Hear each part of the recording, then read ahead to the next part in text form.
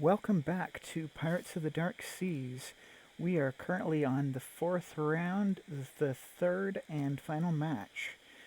And in this one, the Geobuxians, by myself, have been pared down to face against the Rans, Aldir class gunboats by Stuckably.com.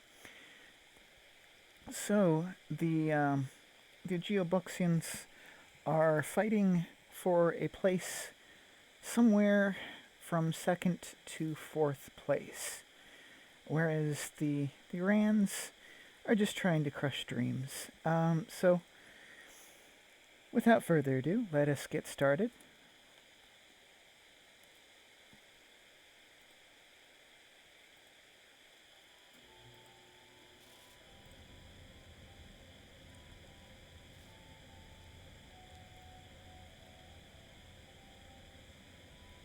And of course, those swarm tactics of the Rans ships breaking into groups and trying to encircle my turtle ships. Of course, the turtle ships, by design, not very encircleable. They have cannons in all directions.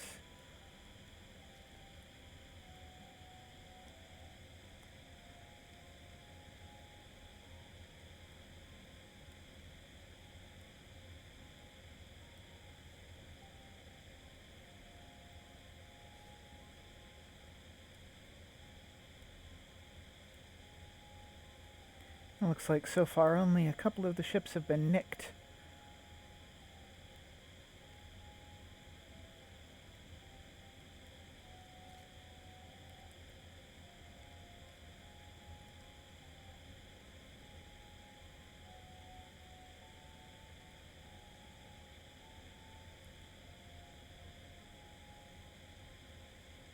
Geobuxians actually taking fire, likely to these sails, because they are big targets.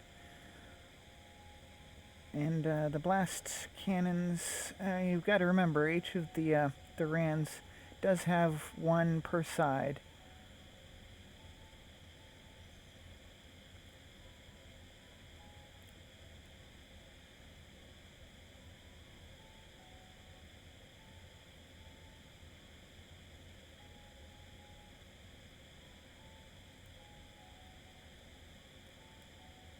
Finally getting to within range. Looks like... was that an entire miss?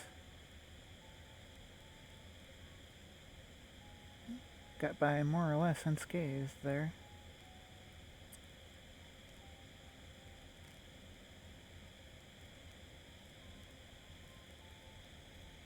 The Rans working on kiting my turtle ship, luring it away from its brethren.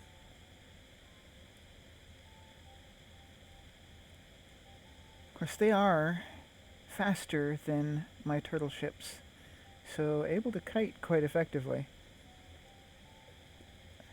And wanting to stay at that range, they more or less nullify my blast cannons.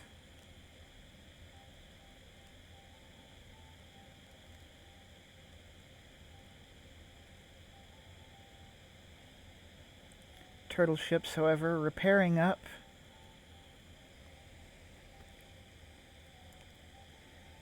And for this one, the Rans has a 3-point lead over the Geobuxians. So my ships need to do some work if they want to stay in the upper half.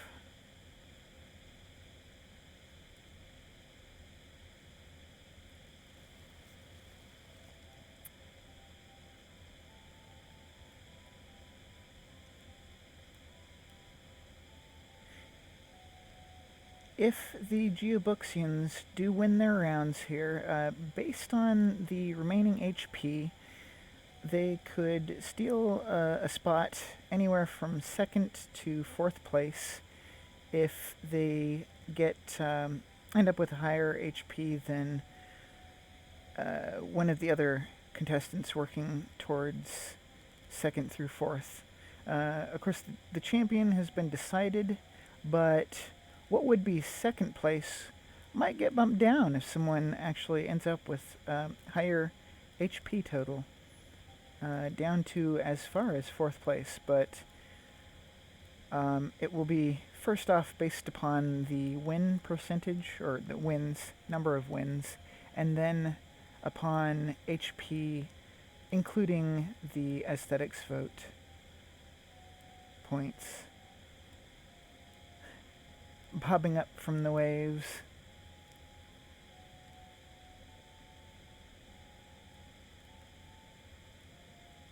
Jumping those high crests.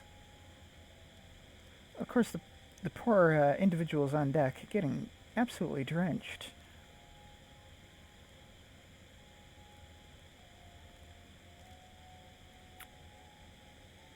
Turtle ships maintaining their repairs. Resources going down.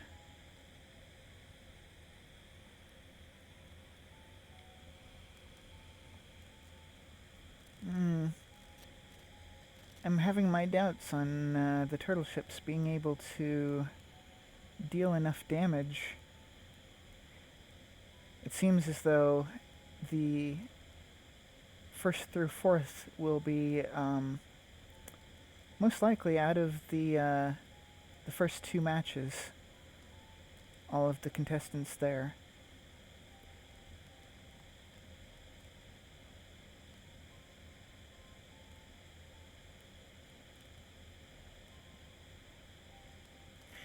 Slowly repairing on those sails.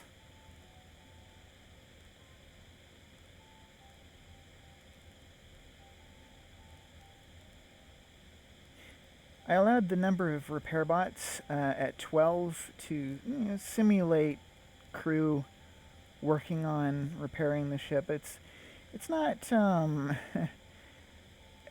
at a realistic speed, obviously, and being a game, but just for flavor.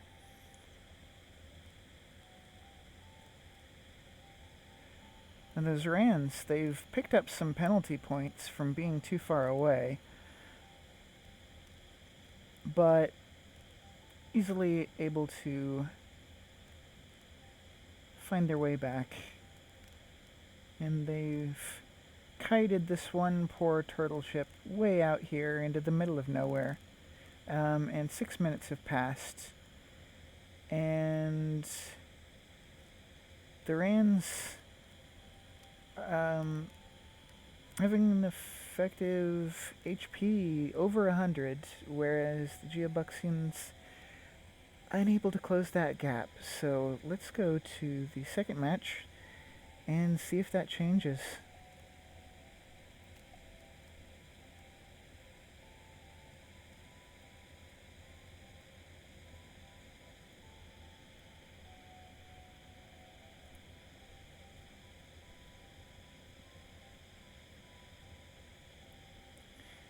Of course, the real historic turtle ships probably would have fared somewhat better than their game variants.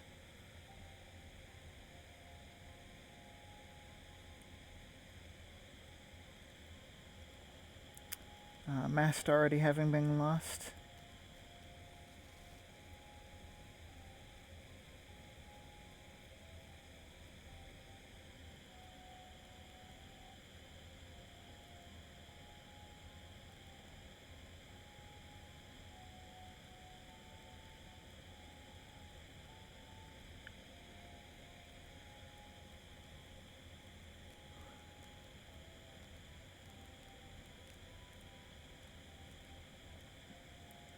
It's those blast guns effectively nullified by the range in which the Rand's Aldir class gunboats are maintaining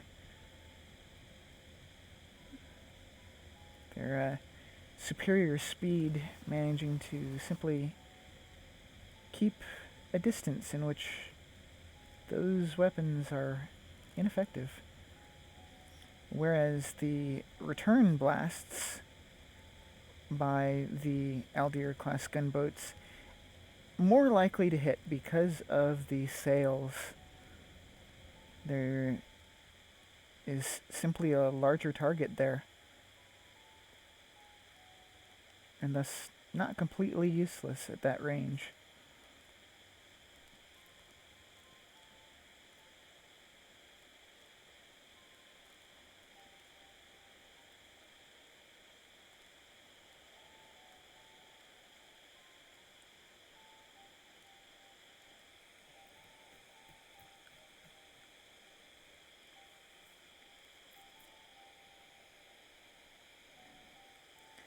Some of the crew of the turtle ships possibly survived their slaughter last round by boarding Henry Wong's ships and causing a mutiny, it seems. So, even if they are once again defeated here, the valiant crew members of the turtle ships shall live on in memory.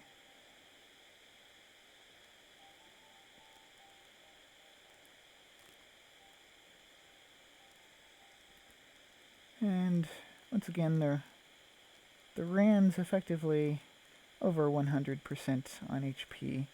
Turtle ships unable to close the distance to engage properly.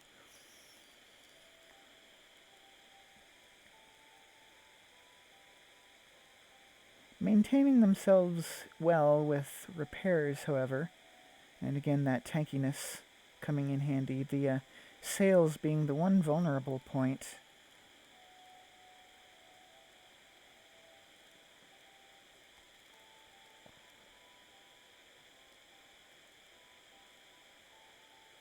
And these ships, originally both seafaring and fighting in several decisive river battles, including one, I do forget the river's name, where General Yi devised a genius strategy, choosing the location against the invading Japanese, where the river had a habit of switching current direction every couple hours, and this tactic was able to win the day, where the Japanese ships maneuvered themselves into a bottleneck and were unable to turn and maneuver effectively,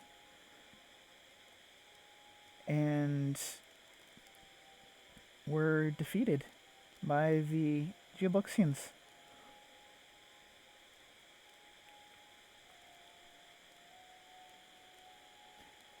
I keep wanting to say General Yi, Admiral Yi.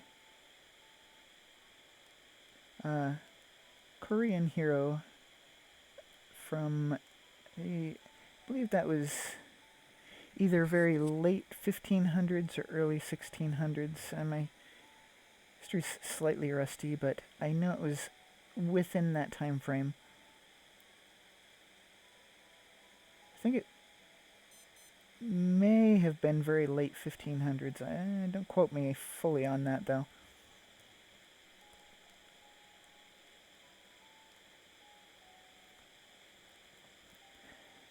Of course, all of the action here being quite long distance. No explosions or great amounts of action. Fair number of projectiles flying through the air in seemingly chaotic and random directions, but of course that's the Aldirs being on the outside and that massive amount of crossfire from every direction. Wildly inaccurate though it is.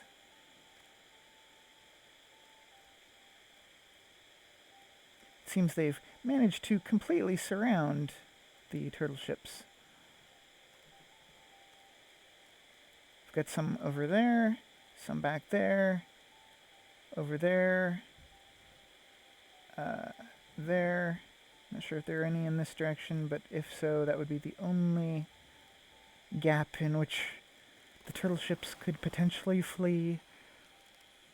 Run for your lives, my fair ships, run for your lives.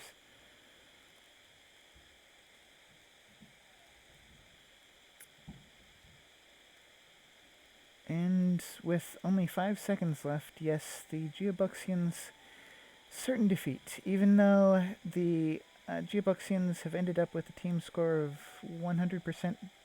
The Rans at 99.9.